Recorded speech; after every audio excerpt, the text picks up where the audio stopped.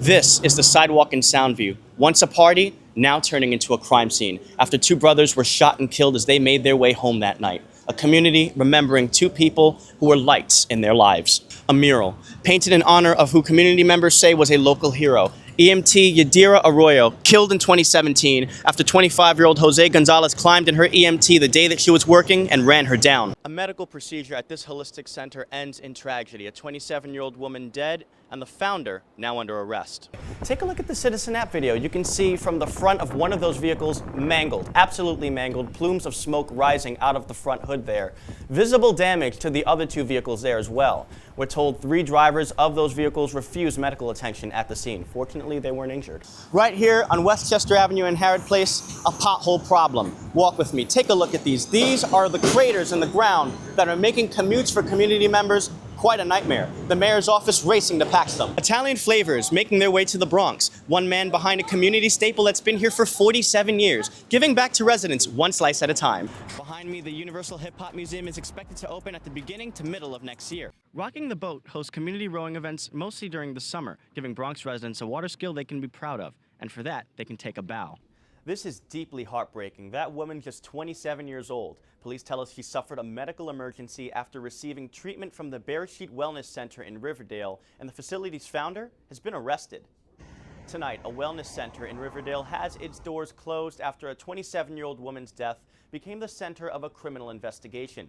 Police say that young woman was injected with an unknown substance while receiving treatment at the Beresheet Lifestyle Center. First responders say she became unconscious while at the facility on Riverdale Avenue and was rushed to New York Presbyterian Hospital. She was later pronounced dead. Investigators arrested the center's founder, 55-year-old Luis Rojas Cabrera, charging him with reckless endangerment and unauthorized practice of a profession.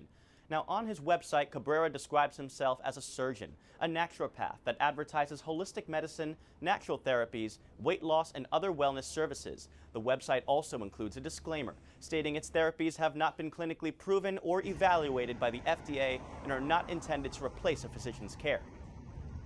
Authorities say the medical examiner's findings will determine whether any additional charges are warranted. Now, we did reach out to the center for comment, and we have not yet heard back. At the Alert Center, Noah Osborne, News 12 The Bronx.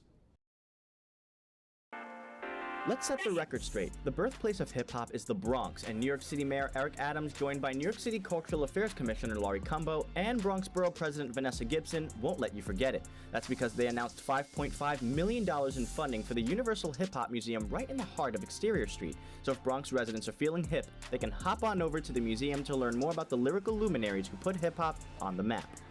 Coming full circle, you have a young person that used hip-hop as a motivator during those difficult moments, and the seeds of hip-hop planted in me and many, Ruben Diaz, Vanessa Gibson, and now to use that information as the blueprint to do projects like this. It's more than just a museum, it's the housing, the employment, the understanding of the culture, the reinvigorating, how the music will continue to lift people up. And so we're just really pleased to see a legacy project of this magnitude become the foundation that's going to seed and flourish this entire community.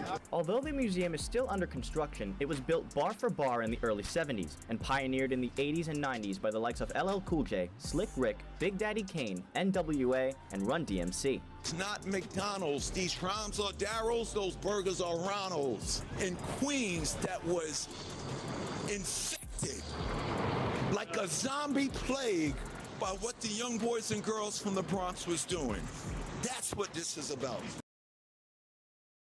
While cannabis criminalization may have gone up in smoke a year ago, what with the drug's legalization in New York State for adults 21 years of age and older, the Bronx Cannabis Hub says decriminalization simply isn't enough. The Bronx Cannabis Hub is a product of multiple branches, including the Bronx Defenders, the Bronx Community Foundation, as well as community leaders like Bronx Borough President Vanessa Gibson and Democratic United States Senator Chuck Schumer. When New York legalized cannabis a little bit over a year ago, they did so not just with the goal of actually making the plant legal to consume, but also with a look back to repair past harm done by decades of racist, cannabis policing. It's with those same intentions that the Bronx Cannabis Hub was launched, as the hub will work to execute a three-pronged approach when repairing some of those past harms: expunging past cannabis convictions, community investment, which would see 40% of tax revenue from cannabis going back to communities disproportionately affected by the proclaimed war on drugs, and social equity in licensing. This means that those unjustly targeted by marijuana's illegalization in the past will receive the help and support they need through the licensing process. In fact, the first 100 to 200 adult-use retail dispensary licenses will have been reserved for those who are arrested for cannabis-related offenses. But while the new legal relationship between New York State and cannabis may be budding, that doesn't mean all is on a high note. Once legalization happened, you started seeing a lot more folks who were claiming to be marijuana cannabis experts, so consultants, lawyers, cannabis lawyers.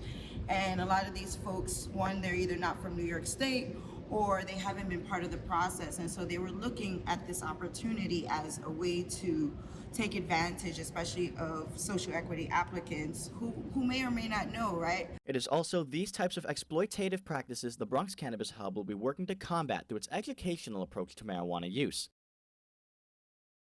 Court was in session here at the Bronx Supreme Court in Grand Concourse, where a hearing was being hosted by Bronx Borough President Vanessa Gibson regarding the highly contentious topic of Bruckner rezoning.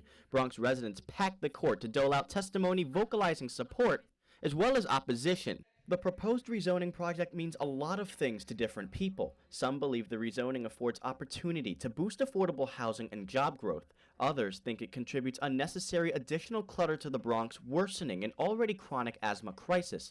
While rezoning is aimed at the collective community of Bruckner Boulevard, Bronx residents stand in different zones of the matter. It means ruining a neighborhood that is beautiful the way it is. The current zoning currently protects us. You expect to have property, you expect to have, a backyard where you don't have towers of buildings surrounding you. And with this, it's going to open up as of right development, which would then have building after building after building. And it would take away all those backyards. It would take away all those houses. All of this, we're low density, we're homeowners. All of these are code words. Why is it that we can have luxury towers all over the place? I don't hear them complaining about that. But when we want to put 300 affordable apartments that will be 100% affordable in Throgs Neck, all of a sudden Throgs Neck is untouchable.